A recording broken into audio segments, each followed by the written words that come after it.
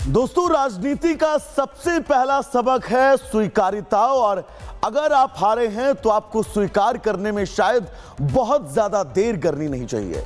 लेकिन महागठबंधन इस स्वीकार्यता से बहुत दूर अब इस चुनावी नतीजों को लेकर एसआईआर पर ठीकरा फोड़ रहा है। यानी कि पहले ईवीएम और अब एसआईआर। इस रिपोर्ट के जरिए आपको पूरी खबर समझाएंगे।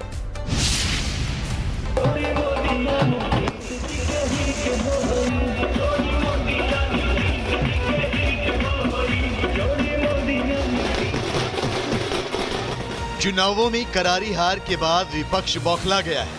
आत्ममंथन और समीक्षा के बजाय हार का ठीकरा चुनाव आयोग पर फोड़ रहा है।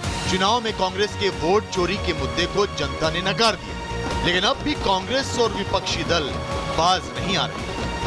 इसकी समीक्षा हम लोग करेंगे और समीक्षा करके निश्चित तौर से देखेंगे कि क्या कमियां रह गई। पर जो सरकार ये चल रही है, इन्होंने पूरी तरीके से बेईमानी किया है, चोरी किया। 65 लाख तो पहले एसआईआर में नाम काट दिए गए और 10-10 हजार रुपए महिलाओं के अकाउंट में पैसा देकर सबको वोट खरीदने का काम किया सरकार ने। वोट, नोट के बदले वोट, नोट दो वोट लो, ये काम किया सरकार ने। और पूरा देश देख रहा है कि किस प्रकार से ये वोट चोरी कर रहे हैं, कैसे वोट खरीद रहे हैं। जो 10,000 रुपए दिए गए महिलाओं के अकाउंट में, मैं तो बिहार में कैंपेन में था, पूरी तरीके से वो प्रभावित किया गया है। वोट के बदले नोट ले लो, नोट लेकर पूरी तरीके से इन्होंने चुनाव को प्रभावित किया है।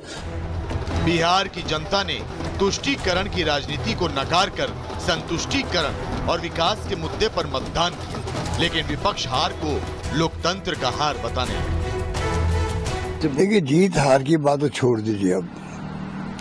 अब तो बात कीजिए कि डेमोक्रेसी खतरे में है। जो अगर चुनाव निष्पक्ष करवाने में सक्षम नहीं है इलेक्शन कमीशन, वो वोट चोरी है।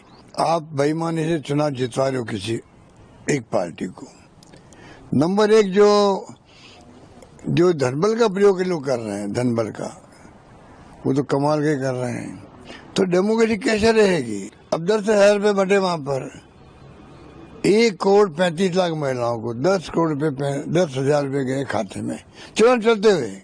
आचार संहिता का उल्लंघन करते हुए भारतीय जनता पार्टी ने, उनकी सरकार ने 10-10 हजार रुपए महिलाओं के अकाउंट में दिया।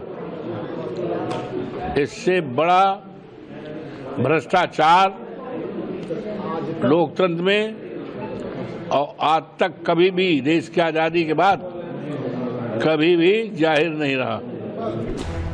महागठबंधन की हार बिहार में हुई, चोट यूपी में बैठे सपा नेता अखिलेश यादव को लगी और फिर वही पुराना कैसेट बजाने लगे। अखिलेश ने लिखा, बिहार में एसआईआर ने खेल किया है। ये खेल पश्चिम बंगाल, तमिलनाडु और यूपी में नहीं हो पाएगा। चुनावी साजिश का भंडाफोड़ हो चुका है। अब ये खेल इनको नहीं खेलने देंगे।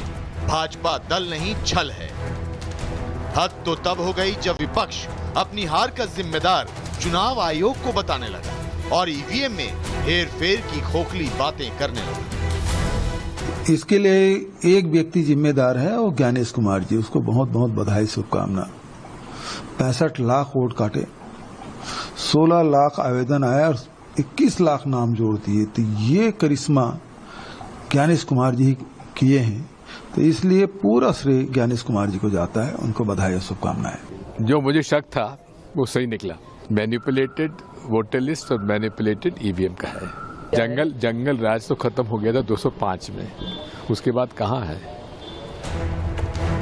विपक्षी दल चाहे कितने भी आरोप लगाएं, लेकिन एनडीए की प्रचंड जीत ने बता दिया है कि महागठबंधन के आरोप निराधार और बेबुनियाद, फेक नैरेटिव चलने वाला नहीं। Bureau report, Republic Bharat.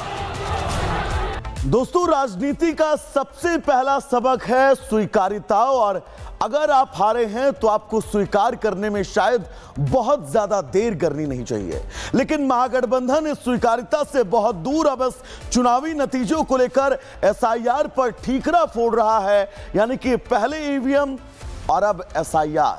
इस रिपोर्ट के जरिए आपको पूरी खबर समझाएंगे।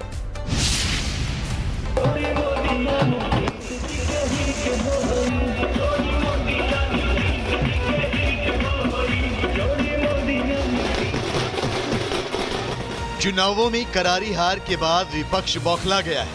आत्ममंथन और समीक्षा के बजाय हार का ठीकरा चुनाव आयोग पर फोड़ रहा है। चुनाव में कांग्रेस के वोट चोरी के मुद्दे को जनता ने नकार दिया, लेकिन अब भी कांग्रेस और विपक्षी दल बाज नहीं आ रहे। इसकी समीक्षा हम लोग करेंगे और समीक्षा करके निश्चित तौर से देखेंगे कि क्या कमियां रह गई। पर जो सरकार ये चल रही है, इन्होंने पूरी तरीके से बेईमानी किया है, चोरी किया। 65 लाख तो पहले SIR में नाम काट दिए गए और 10-10 हजार रुपए महिलाओं के अकाउंट में पैसा देकर सबको वोट खरीदने का काम किया सरकार ने। वोट, नोट के बदले वोट, नोट दो वोट लो, ये काम किया सरकार ने। और पूरा देश देख रहा है कि किस प्रकार से ये वोट चोरी कर रहे हैं, कैसे वोट खरीद रहे हैं। जो 10 हजार रुपए दिए गए महिलाओं के अकाउंट में, मैं तो बिहार में कैंपेन में था, पूरी तरीके से वो प्रभावित किया गया है। वोट के बदले नोट ले लो, नोट लेकर पूरी तरीके से इन्होंने चुनाव को प्रभावित किया है। बिहार की जनता ने तुष्टीकरण की राजनीति को नकार कर संतुष्टीकरण और विकास के मुद्दे पर मतदान किया, लेकिन विपक्ष हार को लोकतंत्र का हार बताने लगा। देखिए, जीत हार की बात तो छोड़ दीजिए। अब तो बात कीजिए कि डेमोक्रेसी खतरे में है। जो अगर चुनाव निष्पक्ष करवाने में सक्षम नहीं है इलेक्शन कमीशन, वो वोट चोरी है। आप बेईमानी से चुनाव जितवा रहे हो किसी एक पार्टी को। नंबर एक, जो धनबल का प्रयोग लोग कर रहे हैं, धनबल का, वो तो कमाल के कर रहे हैं।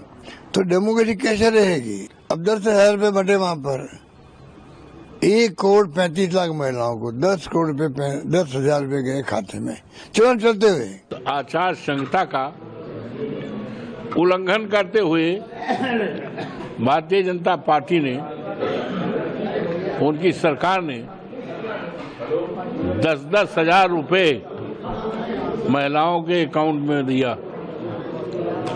इससे बड़ा भ्रष्टाचार लोकतंत्र में और आज तक कभी भी, देश की आजादी के बाद कभी भी जाहिर नहीं रहा।